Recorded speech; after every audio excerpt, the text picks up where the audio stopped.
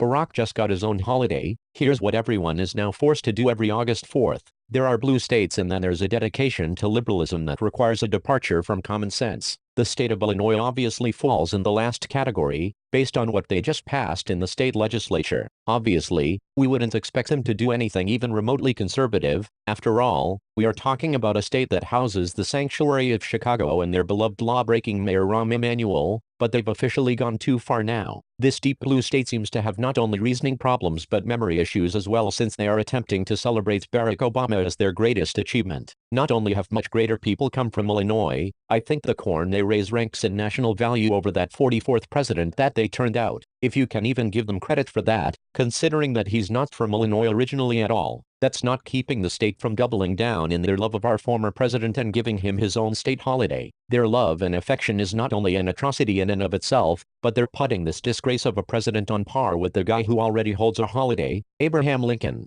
You know, the guy who freed the slaves and mended a torn country. That guy and the community organizer who liked to sell weapons to our enemies. Those two are about the same in the eyes of Illinoisans. Via Breitbart News, the Illinois legislature just created a new state commemorative holiday to celebrate the birthday of favorite son Barack Obama. This week, Illinois Republican Governor Bruce Rauner signed a bill to honor the 44th president's August 4th birthday. It won't be a paid holiday for state employees, but Rauner signed the bill saying he hoped the recognition would bridges across communities, Fox News reported. Senate Bill 55 says the day will be observed throughout the state as a day set apart to honor the 44th President of the United States of America, who began his career serving the people of Illinois in both the Illinois State Senate and the United States Senate, and dedicated his life to protecting the rights of Americans and building bridges across communities. There was absolutely no resistance to the bill, even from Republicans, in the state legislature in Springfield, Illinois. Several lawmakers abstained from voting to implement the new holiday,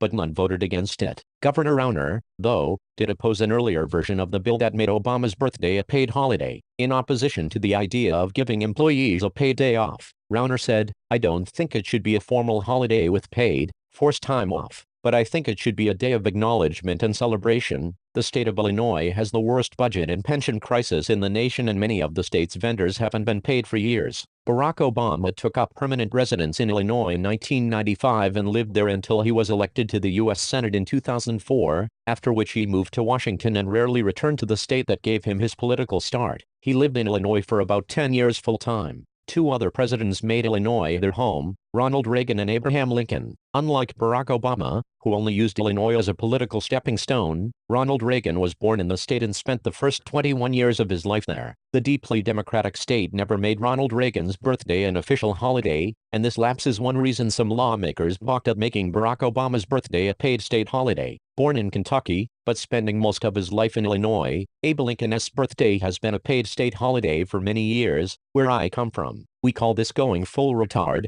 That's when you find something really stupid and they just keep leaning in. Forget that we're all still laughing at the fact that they have skyrocketing crime and keep incentivizing the illegal immigrants, or that the president they're hanging their reputations on is one that turned out to possibly not be a legitimate president at all. They're making a holiday for a guy whose main accomplishment was to beef up government programs so that more able-bodied Americans could be on the government dole. So the state of Illinois was home to two presidents before Barry squatted there for a few years, one who ended the Civil War and the other who ended the Cold War. But they're making a holiday to honor the great community organizer that sprang from their midst and was elected based on his race and the fact that his party could easily manipulate him. Yay, that seems about right for the Democrats.